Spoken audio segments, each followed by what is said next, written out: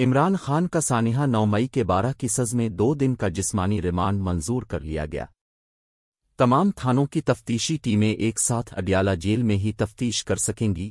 انسداد دہشت گردی عدالت راولپنڈی کے جج ملک اعجاز آصف نے جسمانی ریمانڈ کا فیصلہ سنایا۔ عمران خان کا سانحہ 9 مئی کے 12 کی سز میں 2 دن کا جسمانی ریمانڈ منظور کر لیا۔ راولپنڈی 09 جنوری 2024 بانی chairman P T I Imran Khan کا سانحہ 9 مئی کے 12 کیسز میں 2 دن کا جسمانی ریمانڈ منظور کر لیا گیا۔ میڈیا کے مطابق انسداد دہشت گردی کی خصوصی عدالت راولپنڈی کے جج ملک اعجاز آصف نے فیصلہ سنا دیا ہے۔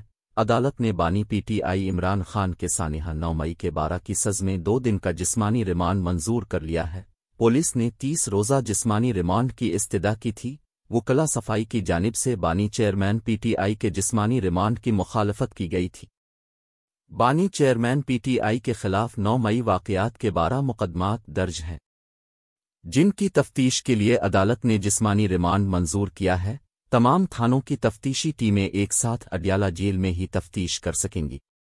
بانی پی ٹی آئی کو جیل سے باہر نہیں لے جایا جا سکے گا۔ انسداد دہشت گردی کی خصوصی عدالت راولپنڈی نے 11 جنوری کو مکمل تفتیشی رپورٹ پیش کرنے کا حکم دیا ہے۔ مقدمے کی مزید سماعت 11 جنوری کو صبح 10 بجے دوبارہ اڈیالہ جیل میں ہوگی۔ واضح رہے، اڈیالہ جیل میں آج بانی پی ٹی آئی کی توشہ خانہ اور 190 ملین پاؤنڈ ریفرنسز میں ضمانت کی درخواستوں پر سماعت ہوئی۔ احتساب عدالت کے جج محمد بشیر نے محفوظ فیصلہ سنا دیا ہے۔ احتساب عدالت کے جج محمد بشیر نے توشہ خانہ اور 190 ملین پاؤنڈ ریفرنسز میں ضمانت کی درخواستیں مسترد کر دی ہیں۔ توشہ خانہ ریفرنس میں سماعت 11 جنوری تک ملتوی کر دی گئی۔ نیب آئندہ سماعت پر توشہ خانہ ریفرنس میں 12 گواہان پیش کرے گا۔ اسی طرح 190 ملین پاؤنڈ میں فرد جرم کے لیے 17 جنوری کی تاریخ مقرر کر دی گئی ہے۔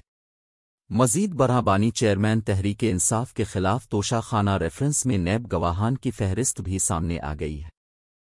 فہرست کے تحت نیب توشہ خانہ ریفرنس میں بانی پی ٹی آئی اور بشر بی بی کے خلاف عدالت میں 20 گواہان پیش کرے گا۔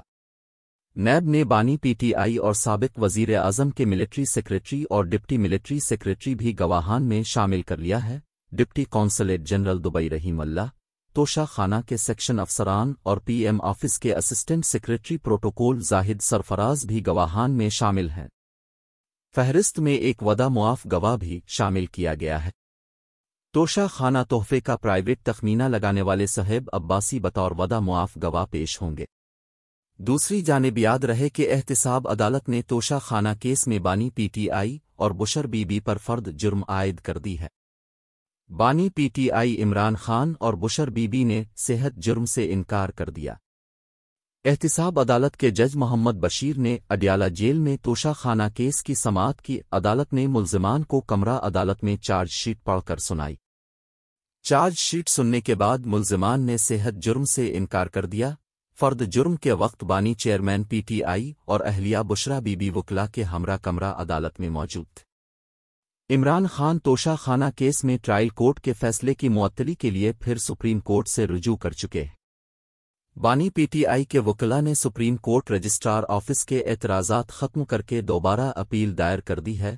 بانی پی ٹی آئی نے اپیل میں استدعا کی کہ توشہ خانہ کیس میں ٹرائل کا فیصلہ معطل کیا جائے۔